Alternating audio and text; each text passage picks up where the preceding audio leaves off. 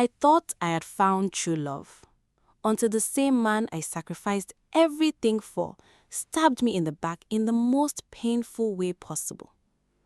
What my own sister and my husband did to me still haunts me till today. Watch till the end to see how all the lies unfolded. My name is Leah, and this is the story of how I lost everything I held dear, not to fate alone, but to the two people I trusted most in the world. I met Mike during my NYSC year in Aba. We were both posted to the same place of primary assignment, a government secondary school where we taught as Cop Wonders. The first time I saw him, my heart skipped.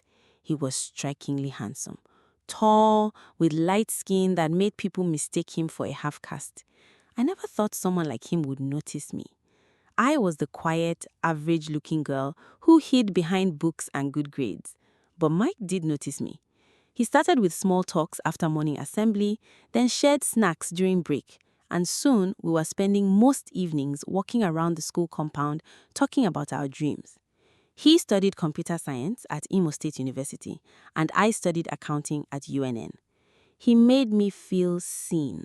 For the first time in my life, I felt beautiful. By the end of our service year, I had fallen deeply in love with him. After NYSC, we returned to our different states. I was lucky to get a job almost immediately in a reputable bank in Lagos. Mike, however, struggled. He stayed in Aba, sending me messages every day, telling me how much he missed me. I missed him too, terribly. After 6 months of long distance, I took a bold step. I rented a 2-bedroom apartment in Lagos and asked him to move in with me. There are more opportunities here, I told him. We can build something together. He came. My parents were furious when they found out. My father, a retired civil servant with strong principles, called me one evening and warned me seriously. Leah, you are a woman. Do not carry a man's burden on your head. A struggling man today may turn into something else tomorrow. Wait for someone who is already established. My mother and elder siblings supported him. But I defended Mike with everything I had. Daddy, he loves me. No other man has ever shown me genuine interest like this. He's different. Besides, he's very handsome and I know we will have beautiful children. I was young, in love, and stubborn. Their warnings fell on deaf ears. We had a very small, quiet, traditional marriage. No big ceremony. Just a few friends and some family members who showed up reluctantly. Mike began learning programming online. I paid for every course, every data subscription, every necessary material. I paid the rent, bought fuel for the generator, stocked the house with food, and made sure he had a conducive environment to focus. Some nights, I would see the insecurity in his eyes when I returned from work tired but still handling everything. I would hold him and say, "Baby, soon you will be the one taking care of us. For now, let me support you." A few months into our marriage, I discovered I was pregnant. The joy in our home was indescribable. Mike was over the moon. He started calling me Mama, rubbing my belly every night, and promising to be the best father. During my pregnancy, he was so attentive, cooking when I had morning sickness, accompanying me to antenatal, and constantly telling me how much he loved me. I thanked God every day for giving me such a man. But life had other plans. One night in my second trimester, I started bleeding heavily. The pain was excruciating.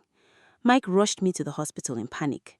The doctors worked on me immediately, but the news that came after the emergency surgery broke me into pieces. Please take a few seconds and subscribe to my channel. It means a lot to me. Thank you. I lost the baby. And that was only the beginning of my nightmare. The hospital room smelled of disinfectant and despair. I lay there, staring at the white ceiling, my body weak and my heart completely shattered. Mike sat beside me, holding my hand tightly, but nothing could fill the emptiness I felt. I had lost my baby. The doctor said it was complications from fibroids that had gone undetected. They had to perform an emergency surgery to save my life. A few days later, during our follow-up checkup, The consultant called both of us into his office.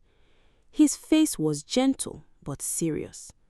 He explained that during the operation, my womb had been severely damaged. In trying to stop the bleeding and remove the fibroids, they had no choice but to perform a hysterectomy. I would never be able to carry a child again. The words hit me like a truck. I couldn't speak. I couldn't even cry at first. My world went silent.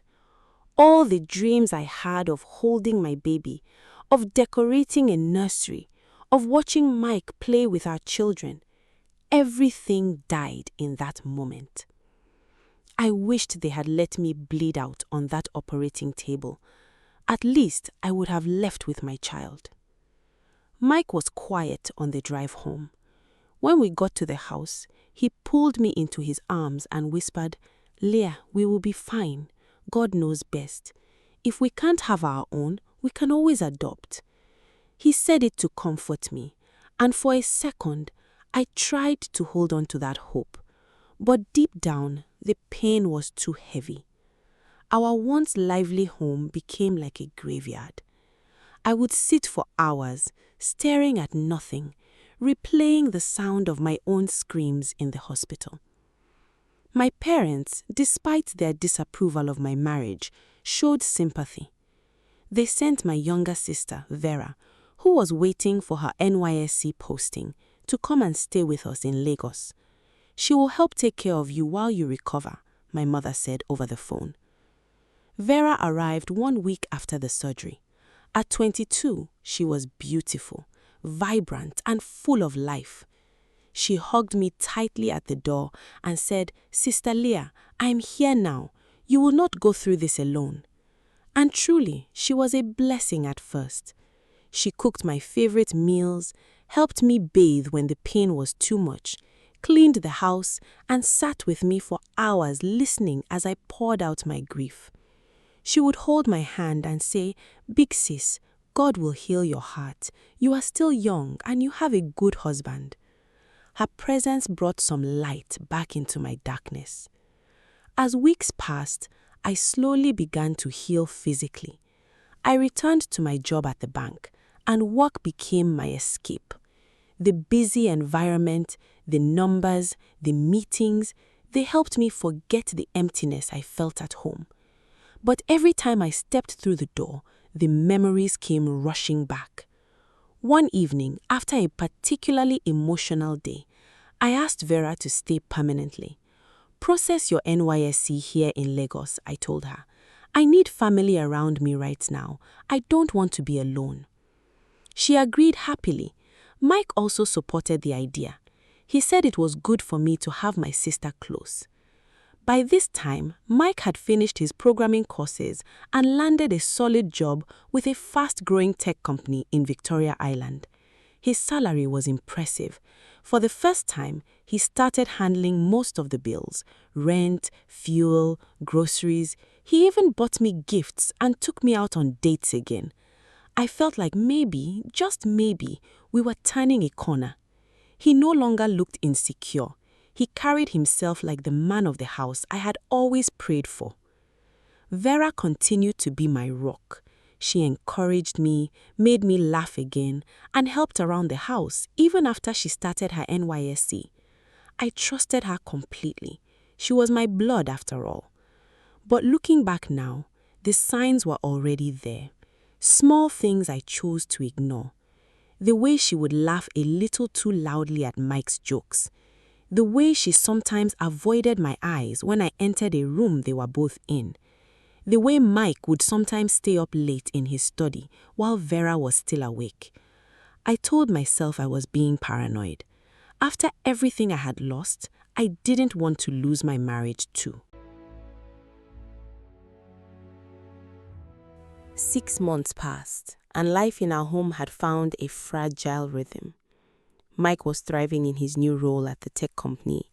He came home earlier some days, dressed sharper, and spoke with a confidence I hadn't seen in him before. The financial pressure lifted. He took over the rent, the bills, and even surprised me with a new phone for my birthday. For the first time since my loss, I allowed myself to feel a small sense of relief. Maybe we were finally healing. Vera had also settled into her NYSC posting at a primary school not far from the house. She was still helpful, cooking, cleaning, and keeping me company, but something had begun to shift. At first, it was subtle. She became quieter around me, sometimes lost in her phone with a secret smile. She started dressing more carefully at home, wearing fitted clothes even when we weren't going out, and she was always around Mike. I noticed how she lingered in the sitting room whenever he was working on his laptop. Their conversations about programming had become longer and more frequent. Mike had offered to teach her programming, saying it would help her after service. "She's interested in tech, Leah. It's good for her future," he told me when I asked. But the closeness bothered me. One evening, I returned from work earlier than usual and found them sitting side by side on the couch, their heads almost touching as they looked at his laptop screen. Vera laughed at something he said, a light, playful sound that felt too intimate. When they noticed me, they quickly adjusted. Mike smiled casually. "Welcome home, babe." That night, I confronted him in our bedroom. "Mike, what's really going on between you and Vera?" I asked, trying to keep my voice steady. He laughed, a short, dismissive sound that stung. "Leah, are you serious? She's your sister. I'm only teaching her programming. You are the one who asked her to stay. Don't tell me you are now suspecting your own blood." His words made me feel foolish. I remembered what my colleague at the bank had said when I once hinted at my fears. Your own sister? Never. Blood doesn't betray blood like that. I pushed the doubts away. Maybe I was overthinking because of my trauma. I apologized to him, and he pulled me close, kissing my forehead. But the cracks kept widening. Our intimacy, which had slowly returned after my recovery, began to fade again. Mike stopped initiating. Whenever I tried to get close to him at night, he would complain of back pain from sitting long hours at work or say he was too tired. "Not tonight, Leah. I have an early meeting tomorrow." The excuses piled up. Some nights he didn't even hold me. I lay beside him staring at the ceiling, wondering if my body, now unable to give him children, had become unattractive to him. I blamed myself in silence. Maybe if I could still have children, he would desire me more. The pain of my empty womb returned stronger than ever. Then came the nights I woke up to an empty bed. The first time I assumed he was in his study working on a project, but it became a pattern. I would wake around 2 or 3 a.m. and his side of the bed was cold. He would return quietly around 4 a.m., slipping under the sheets like nothing happened. When I asked, he said he was working late on deadlines. I pretended to believe him, because sometimes pretense helps cover your fear. One night, the suspicion became unbearable. I waited until he left the room, then quietly followed. His study was empty. My heart pounded as I moved down the hallway. That's when I heard it. Soft moans and whispers coming from Vera's room. I froze at the door, which was slightly ajar. The sight before me tore my soul apart. My own husband, my own sister. A scream escaped my throat before I could stop it. They jerked apart. Mike's eyes widened in shock. The only words he managed were, "We forgot to lock the door." That was it. No denial, no immediate apology, just those cold words. I stood there, trembling, as the world I had fought so hard to rebuild came crashing down again. The scream that told from my throat seemed to echo through the entire house. I stood frozen at the doorway, my legs shaking violently, as I watched my husband and my own sister scramble to cover themselves. The betrayal was so deep, so visceral, that for a moment I couldn't breathe. It felt like someone had reached into my chest and ripped out what was left of my heart. Mike looked at me, his face shifting from shock to something colder, almost resigned. Vera quickly pulled the sheet over her body, avoiding my eyes. In that terrible silence, Mike finally spoke, his voice strangely calm. "Leah, we forgot to lock the door." That was all he said. No panic, No begging. Just those flat words, as if this was a minor inconvenience. I wanted to scream again, to ask how long this had been going on, to demand answers, but my body betrayed me first. The room started spinning. My knees gave way and everything went black. When I woke up, I was back in our bedroom. Someone, probably Mike, had carried me there. My head throbbed and my eyes were swollen from crying even while unconscious. The house was deathly quiet. No one came to check on me. No apologies. No explanations. It was as if they had already moved on from the destruction they caused. For 3 days, we lived like ghosts in the same house. Mike went to work. Vera stayed in her room most of the time. I barely ate. I would sit on the edge of my bed replaying the scene I had witnessed, wondering where I went wrong. Was it my fault for being unable to give him a child? Had my broken body pushed him into her arms? But even in my pain, a small voice whispered that this betrayal was not my fault. Still, the pain remained unbearable. On the 4th day, I gathered what little strength I had left and called both of them into the sitting room. My voice was hoarse but firm. We need to talk. Vera, you will pack your things and leave tomorrow. I don't want to involve our parents in this mess. Just go. Vera sat quietly, staring at the floor. But Mike leaned back on the couch with a strange composure. And then he dropped the bomb that completely shattered whatever remained of my world. Please, if you got this far, hit the subscribe button. Thank you. Vera is pregnant, he said flatly. It's mine. We've already rented a place in Ikoyi. We were planning to tell you at the right time, but, well, now you know. The words hung in the air like poison. Pregnant. My sister was carrying my husband's child, the one thing I could never give him again. My father's warning rang loudly in my head. Never judge a poor man by his humility.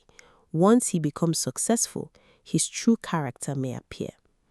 I stared at Mike in disbelief. How could you do this to me? After everything I did for you, I paid for your courses, I fed you, I supported you where no one else believed in you, and you repay me by sleeping with my own sister? For the first time, Mike showed a flicker of emotion, but not guilt. It was justification. Leah, you have to understand, he said, his voice steady. I love you, but after the surgery, things changed. I wanted a child. I need to be a father. And when Vera came, she was there. She listened. She made me feel like a man again, not someone who was being carried by his wife. With her, I can build the family I've always wanted. You can't give me that anymore. I'm sorry it happened this way, but I have to think about my future too. His words cut deeper than any knife. In his mind, I had become incomplete, defective, and Vera had become the solution. Vera finally spoke, her voice small. Sister, I'm sorry. But neither of them looked truly sorry. They looked relieved that the secret was finally out. I ran into my room, slammed the door, and cried until my throat burned and my chest felt like it would explode. I blamed myself. If only my baby had survived, if only I could still have children, maybe then Mike would have stayed. But even in my pain, a small voice whispered that this betrayal was not my fault. Still, the pain remained unbearable. A week later, they moved out together. My family refused to bless the union. No one from our side attended their quiet wedding. I was left alone in the house that now felt like a tomb of broken dreams. How true is this saying? Never judge a poor man by his humility. Once he becomes successful, his true character may appear. Let me hear your thoughts in the comment section. The days after Mike and Vera left were the hardest I had ever faced. The house felt too big, too empty, and too loud with silence. I would walk from room to room, touching surfaces where their things used to be, wondering how two people I loved so deeply could destroy me so completely. Friends and colleagues tried to comfort me, but the shame was overwhelming. My own sister, my own husband. The betrayal spread like wildfire in whispers among family and acquaintances. True to his word, Mike married Vera in a quiet court wedding. My family completely rejected the union. My father was livid. "I warned you," he said during one painful phone call, though his voice carried more sorrow than anger. No one from our side attended. It was as if they had erased us from their lives, or perhaps we had erased ourselves. I threw myself into work more than ever. The bank became my sanctuary. I took on more responsibilities, stayed late, and slowly started rebuilding my finances and my spirit. Some nights the pain still hit hard. I would cry thinking about the child I lost, the womb I could never use again, and the future I had dreamed of. But I kept reminding myself, I survived the surgery. I would survive this too. Then, 6 months later, the most shocking news reached me. I was at my desk when my phone rang. It was my mother. Her voice was shaking. "Leah, Vera has been arrested. She killed Mike." I nearly dropped the phone. The story that unfolded was like something from a nightmare. They had moved into a nice apartment in Ikoyi, living what seemed like a perfect life. Mike was doing very well in his tech career, but according to reports, their relationship quickly became toxic. Vera became possessive and insecure, constantly accusing Mike of cheating with other women. During one heated argument late at night, things escalated. Vera grabbed a kitchen knife and stabbed him multiple times in a fit of rage. Mike died on the way to the hospital. Vera was arrested at the scene. The evidence was clear. After a long trial that played out in the media, she was found guilty of murder and sentenced to life imprisonment. I sat in shock for days. The same sister who once comforted me had now taken the life of the man we both once loved. Part of me felt a dark sense of justice. The man who betrayed me got what was coming. But mostly, I felt profound sadness for all of us, for the baby I lost, for the womb I could never use again, and the future I had dreamed of. For Vera, whose life was now destroyed by her own choices. Today, I am doing fine. Not perfect, but fine. I have learned to live with my scars. I still can't have children, but I've started mentoring young girls at my church and supporting orphanage homes. I pour my motherly love into children who need it. I have a small circle of genuine friends who stood by me, and most importantly, I have found peace within myself. Life was incredibly cruel to me. It took my baby, my womb, my marriage, and nearly broke my spirit. But somehow, I survived it all. I no longer blame myself for Mike's choices. I know now that his character was always there. My father saw it before I did. Love blinded me, but pain opened my eyes. What started as a beautiful love story between two young core members turned into years of sacrifice, unimaginable loss, and ultimate betrayal. I gave everything to Mike, my love, my money, my emotional support, and my unwavering belief in him. In return, he waited until he became successful, then chose the one person who should have protected me the most. The most painful part wasn't just the cheating. It was the fact that my inability to bear children became his justification. As if my worth as a woman and wife was tied only to my womb. Vera's involvement made it even more devastating. Family betrayal always cuts the deepest. Moral lesson from this story. The biggest lesson I learned from this painful chapter of my life is this: never ignore red flags, no matter how much you love someone. My father warned me, but love made me deaf. I ignored the little signs, the late nights, the emotional distance, the unusual closeness between Mike and Vera. I also learned that true character is revealed in times of success, not struggle. Another important lesson: your value as a woman is not defined by your ability to give birth. I lost my womb, but I did not lose my worth. A man who truly loves you will stay through the storms, not run into the arms of another woman the moment things become difficult. Finally, blood is not always thicker than water. Betrayal can come from the people closest to you. Protect your peace, even if it means letting go of family. In our Nigerian culture, especially in Igbo culture where I come from, marriage and children are seen as the ultimate achievement for a woman. When I lost my womb, I felt like I had failed not just my husband, but my entire lineage. The pressure from society and family can be overwhelming. People will ask, "When are you giving birth?" even when they know your story. Many women in my situation suffer in silence or stay in toxic marriages just to avoid the shame of being called barren. But I want to say this loudly: you are enough. Whether you have children or not, your life has meaning.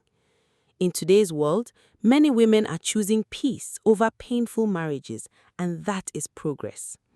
My story shows that sometimes God closes one door, in my case very painfully, to protect you from greater heartbreak later. Now, I want to hear from you. Have you ever experienced betrayal from a spouse or family member? How did you heal from it? Do you think I was too trusting, or was Mike simply a wolf in sheep's clothing? Share your thoughts in the comments. Your story might help someone else going through similar pain. If you are currently in a painful marriage, dealing with loss, or struggling with infertility, please know that you are not alone. Seek support. Talk to trusted friends, join support groups, or speak to a counselor. Don't let anyone make you feel less than human because of what you cannot control. Thank you for watching my story. If it touched you, please share it with someone who needs to hear it. And remember, even after losing everything, you can rise again. I did. My name is Leah, and this is my truth.